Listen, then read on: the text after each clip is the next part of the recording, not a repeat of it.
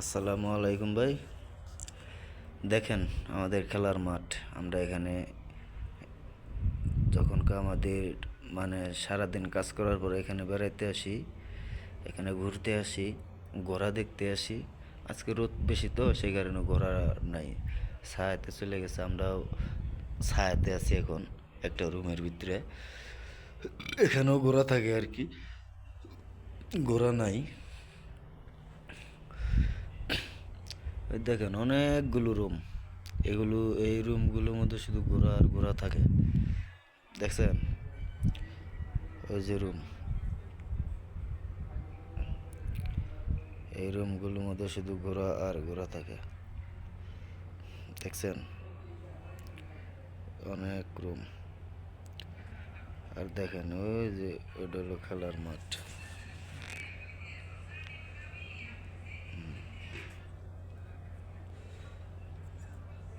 ওই যে ওটা, ওখানে খেলার মাঠ, ওই দিক দিয়া, ওই দিক দিয়া। এই যে এখানে হলো বড় বড় প্লেয়ার আসে এখানে। ঘোড়ার ঘোড়া দৌড়ের খেলা। এখানে বড় বড় প্লেয়ার আসে, অনেক দেশ থেকে আসে। বিশ্বের 55টা দেশ থেকে আসে ঘোড়া দৌড়ের প্রতিযোগিতা করবার নিকা। 55টা দেশ থেকে মানুষ আছে প্রতিযোগিতা করার জন্য। ঠিক আছে, দেখেন যেগুলো হলো ওই সাইডে, এগুলো হলো শুধু রুম, রুম আর রুম। ওদিকে রৌদ্র বেশি ভাই, যাইতে পারলাম না। ওই যে উপরে বসে লোকজনের খেলা দেখে আর কি। ওই যে ওখান থেকে খেলা পরিচালনা করে আর কি।